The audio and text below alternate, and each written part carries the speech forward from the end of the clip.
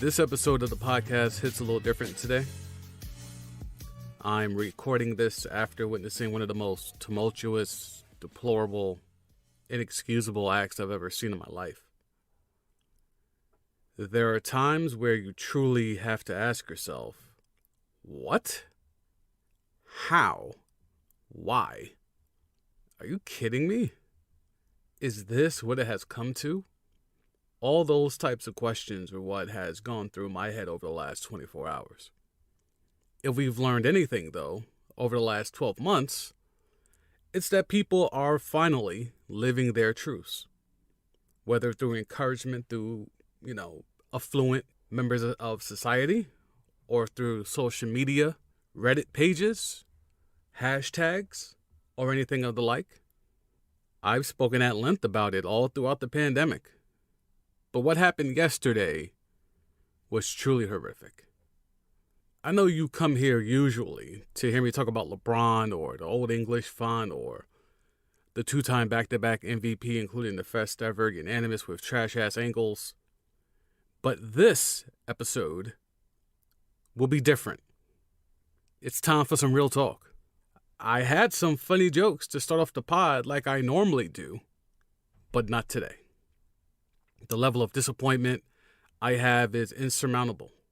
As I jotted down my thoughts yesterday into this morning, I felt like J. Cole writing False Prophets or Let Nas Down. Or Ross on Idols Become Rivals. That's where my head is at. After a monumental Tuesday night where you would fool yourself into believing in change, in hope, we were brought back to reality Wednesday. After the night Georgia, in reality, Atlanta had, it seemed, even if for a slight moment, that maybe, we are heading in the right direction. But after having the hopes of a certain demographic of the country in the palm of their hands, it was tricked off. And it was tricked off to remind us just how far is left to go. Okay. I've dodged and tap danced long enough. Let's address it.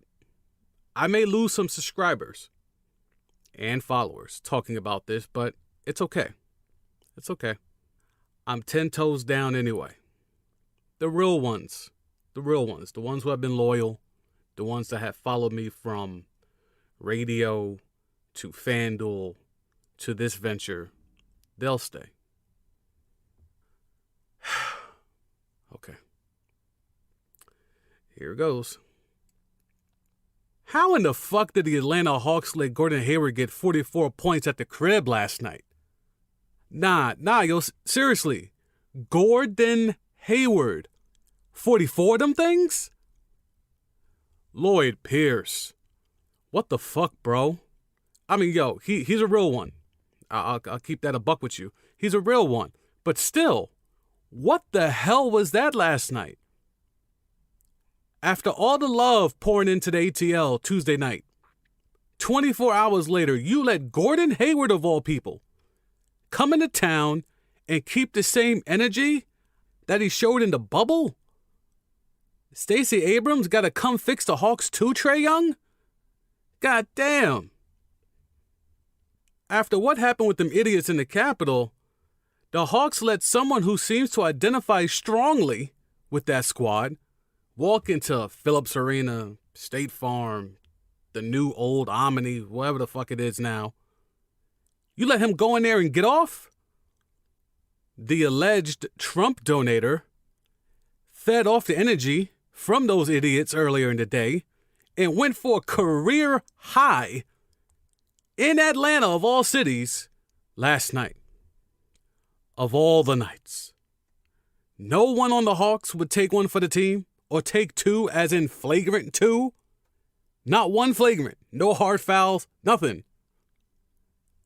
The goddamn Dominique statue in the mezzanine played better D on Hayward than the Hawks last night. Goddamn, DeAndre Hunter. I gotta check this to confirm this, but did Hayward really take a selfie with the Neek statue after the game? He found his own Gerald Ford? Damn, yo. Killer Mike. Don't Killer Mike got a barbershop up in there or something? He got a barbershop in the arena, right? No barbers could have pulled up? I mean, I know Gordon Hayward is more of a supercuts guy, but, I mean, you know what I'm saying. Jeezy said he owned half of Atlanta, right? He said that in the verses, right? Where was he? Rico Wade, Cool Breeze, Cujo, Gip, Ghetto Mafia, I-20. Somebody should have took the challenge of not letting Gordon Hayward go off for 44 points last night. In the tradition of the flu game, I've seen last night being called the protest game. I'm more akin to call it the capital game for obvious reasons. But I just can't. It was amazing in all the wrong ways. Amazing in all the wrong ways to watch Gordon Hayward dissect the Atlanta Hawks last night. They had the whole world watching them. They had a chance to send a message. The Celtics for once did their job. They made sure Myers Leonard took a L last night. Myers Leonard stood for the anthem yet again, keeping that same energy from the bubble. Gordon Hayward kept that same energy and went into ATL and got a dub with a career high in points 24 hours after a monumental night for Atlanta. Can't make this shit up. You know, there's a thing of having sleepless nights and can't go to sleep, just couldn't feel right, couldn't get right. I don't know how anyone that is a person of color that loves the NBA can smile this morning. I don't know how you can. I don't want to say you've been led astray, run amok, bamboozled, all of that stuff. I don't want to get into that bag, but we were let down. ATL let us down. Lloyd Pierce, Trae Young, DeAndre Hunter, Cam Reddish, John Collins, Clint Capella. No point guard. He didn't play last night. He's hurt. Maybe if the point guard was there, maybe we're not talking about Gordon Hayward go for 44. I'll tell you this. If ever there was anyone to come off that bench just to do a flagrant 2, to change the energy, to change the tone, it would have been the point guard. He would have earned his salary in one night had he come off that bench, hack up Gordon Hayward, and send a message, not tonight. Not tonight of all nights. You know I preach fandom is a mental illness, and you can get that merch, T-shirts, sweatshirts, stickers, coffee mugs, whatever. It's all on the site. I'll put the link in the description. But we were all Atlanta Hawks fans last night, just off GP. And the Atlanta Hawks in front of the nation, in front of the country, in front of the basketball universe, shit the bed. And much like those idiots at the Capitol got to go back to the Hyatt and chill and relax and sip Mai Tais, Gordon Hayward walked out of State Farm Arena with 44 points, a career high, and a W. The Hawks let us all down.